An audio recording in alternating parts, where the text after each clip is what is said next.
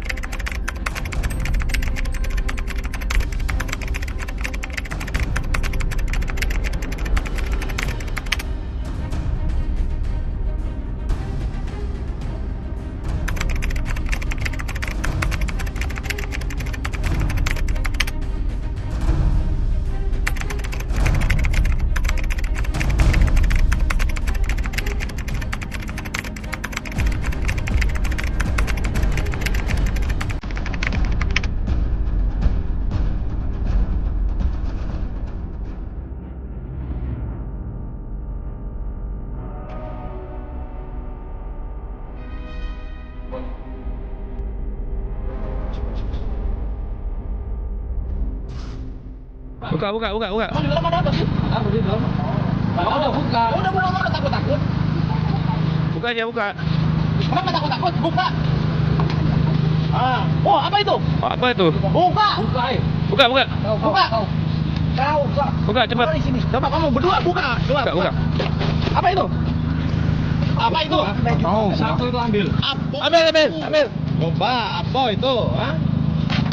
Apa itu? Coba. Buka. Coba, apa itu? Ini jongkok. Apa itu? Buka. Ini buka. Apa itu? Apa itu? Gak banyak alasan kau bisa tuh. Apa itu? Buka. Inilah. Kamu suruh juga duduk situ. Kamu duduk situ. Ini tarik ini. Ini tarik. Tarik. Coba. Coba, dibuka. Apa itu? Apa itu? Itu apa? Tasnya apa? Ini ada di satu lagi. Itu tasnya apa? Tasnya apa? Hah? Punya Uta? Ini Uta Apa itu? Apa itu? Apa itu? Apa itu? Keluar semua.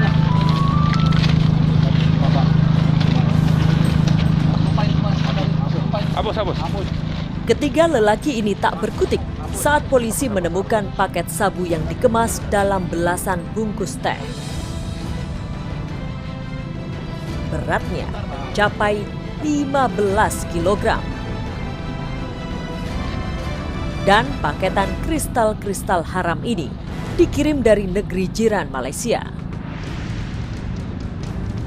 Penangkapan ketiga kurir narkoba ini merupakan hasil pengembangan dari pengungkapan sabu seberat 26 kg sebelumnya. Pada tanggal 11 April itu telah melakukan penyergapan di rumah Jalan Batu Gajah 2 ya, Dusun 2 Batu Gajah, Banyuasin. Awal dari sini yang kemudian kita kembangkan, barang ini masuk adalah dari Johor, dari Pinang. Ini jaringan yang bisa melibatkan dari mulai Aceh, Medan, Riau ya. Kemudian sampai ke Palembang.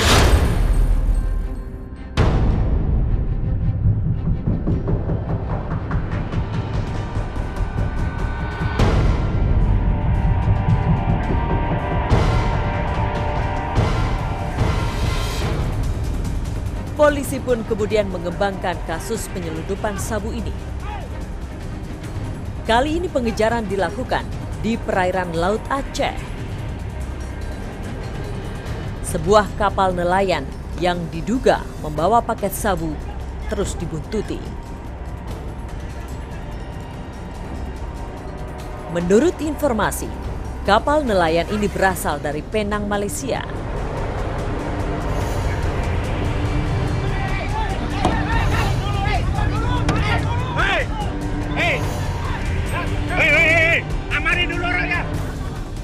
Aparat kepolisian yang bekerja sama dengan Bea Cukai Aceh akhirnya berhasil menghentikan laju perahu.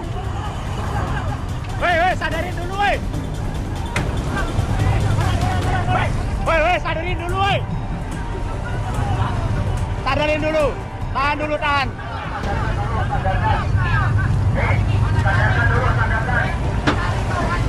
Proses penangkapan. Tali aja, tangan.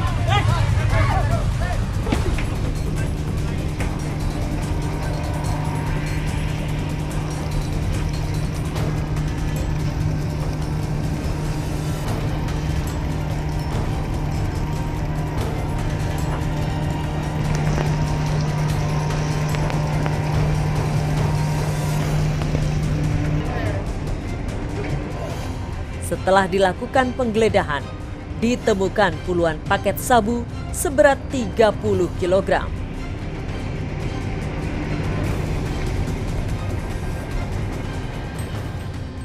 Kami mendapatkan 2 perahu di sana. Kemudian perahu pertama kami mendapatkan tersangka 1 orang dengan barang bukti 5 kg. Selang 2 hari berikutnya, pas kami hunting dengan Bea Cukai, dengan Polair, tim kami bagi di sana. Kemudian barang bukti yang kami dapat sita di sana adalah 30 kg dengan 4 tersangka di TKP tersebut. Sementara itu dalam waktu bersamaan, polisi juga meringkus 1 orang tersangka kurir narkoba jaringan internasional di sebuah rumah di wilayah Jalan Masjid, Medan Marelan, Medan, Sumatera Utara. Kami tim langsung turun dari Aceh ke Medan untuk melakukan pengejaran. Kami mendapatkan informasi bahwa posisi ada di kota, kemudian kami lakukan penggerebekan di rumah kosong, di mana informasi yang kami dapat adalah tempat gudang penyimpanan barang bukti narkotika jenis sabu di sana. Iskandar, nama lelaki ini.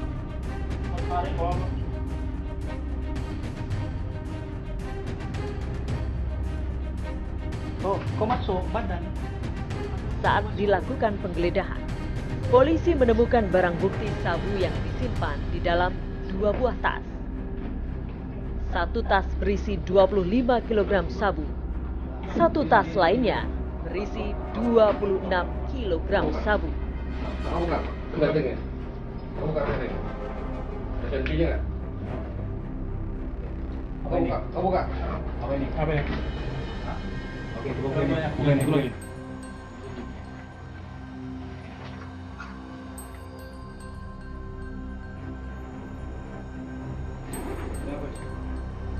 Boleh.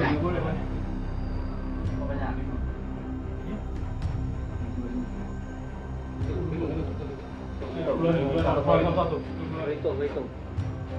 Tar. Kamu masukin dulu.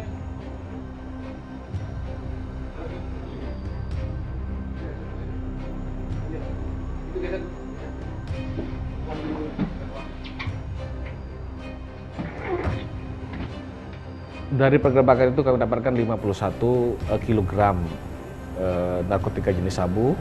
Kemudian kami kembangkan ke rekan-rekannya yang terlibat dalam peredaran gelap tersebut, ada 3 lagi, kemudian total 4 tersangka yang kami dapatkan di Medan. Iming-iming 100 gram 50 juta.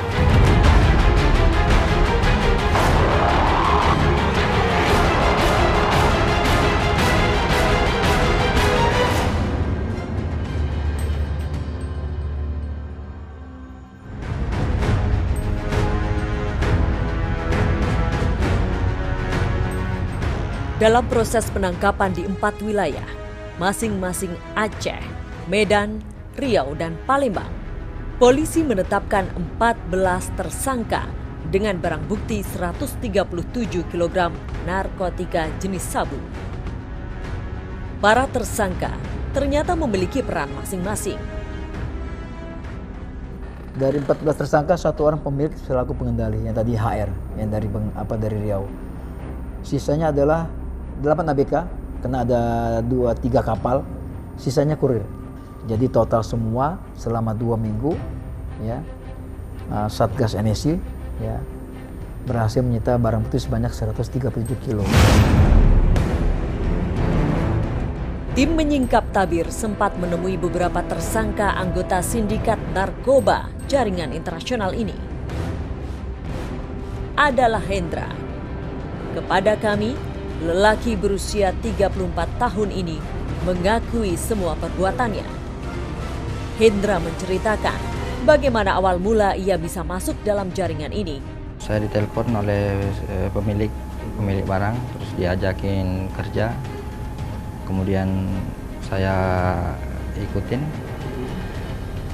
bersama dengan dia, diarahkan ke satu tempat, kemudian transaksi. Ada orang suruhannya kemudian dinaikkan ke mobil, terus baru rolling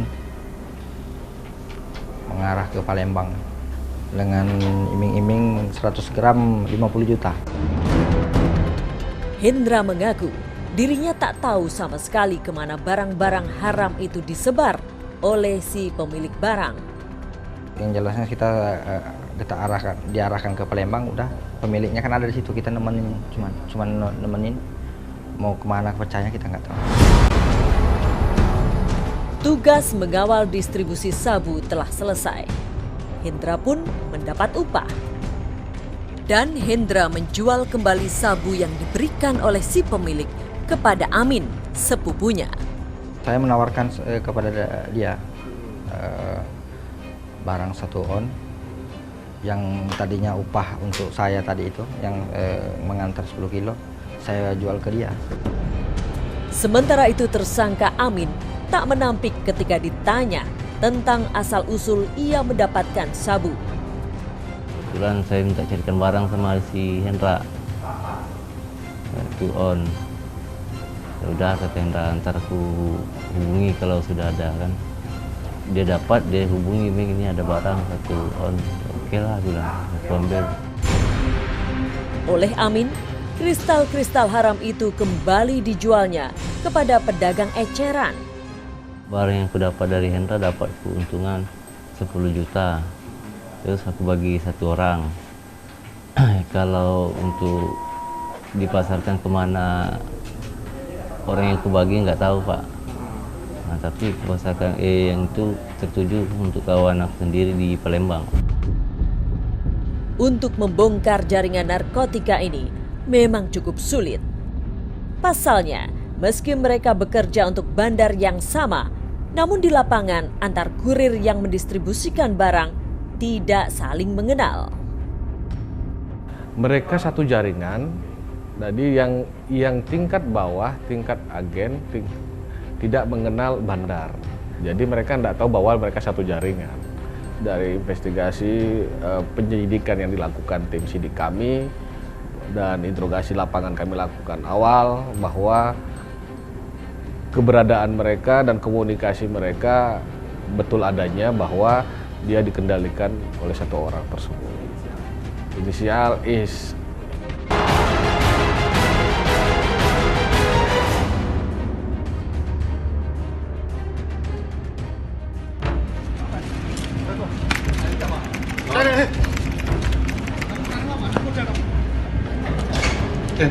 Kamu cari sana. Kalian apa di sini? Tolong, kalian. Udah, nggak usah jaga pintu. Udah. Sini. Siang itu, anggota Satuan Direktorat Narkoba Mabes Polri menangkap 2 lelaki yang diduga penyelundup narkoba di dermaga Marina Pelabuhan Sunda Kelapa, Jakarta Utara.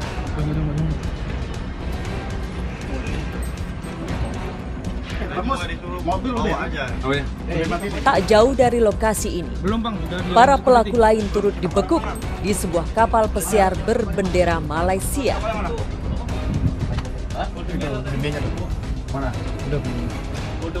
Kapal Malaysia nih. Total ada 6 orang yang diringkus. Seluruhnya warga negara Malaysia. Merah yang tadi itu. Yang tadi. Yang merah itu tadi. Dari dalamnya polisi menemukan paketan narkoba jenis sabu seberat 37 kg.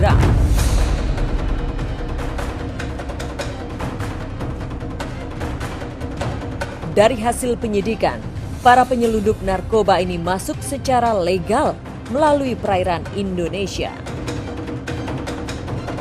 Pengungkapan kasus penyelundupan narkoba dengan menggunakan jalur laut ini menjadi modus baru bagi para bandar. Jadi memanfaatkan kecurigaannya, yang ketidakwajaran mengelabui petugas adalah dari sarana transportasi yang biasanya menggunakan kapal-kapal murah, fishing boat, semacam itu, kapal ikan, sekarang menggunakan kapal pesiar.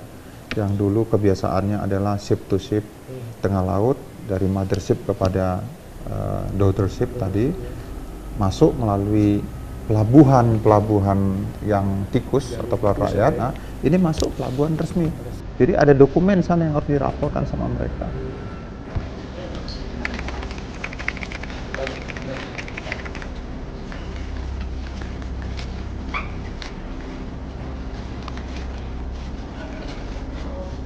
Inilah para tersangka penyelundup 37 kg sabu yang merupakan warga negara Malaysia. Mereka masing-masing Ihsan Firdaus, Iskandar Zulkarnain, Hasri,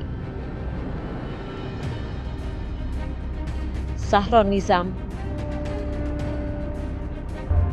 Salihuddin, dan Rahiza.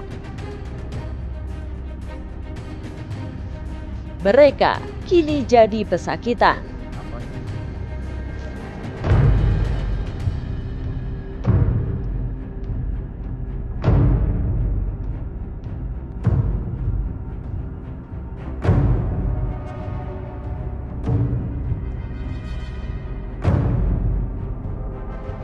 Tim Menyingkap Tabir sempat menemui mereka di Direktorat Tindak Pidana Narkoba Mabes Polri.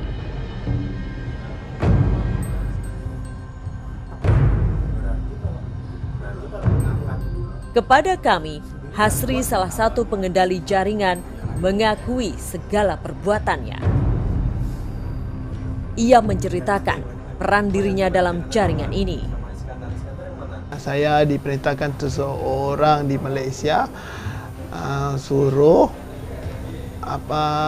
untuk barang bisa katain barang dari kapal ke mobil aja gitu.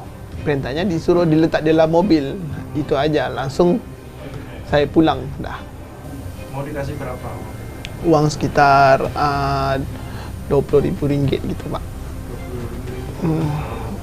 60 juta. 60 juta? Iya. Kalau kos 3.000.